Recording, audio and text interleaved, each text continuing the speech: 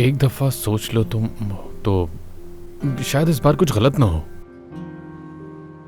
लगता है तुम सब सोच चुके हो। देखो बस कोई गलत फैसला मत करना।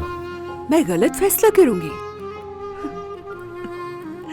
तुम्हें ऐसा लगता है?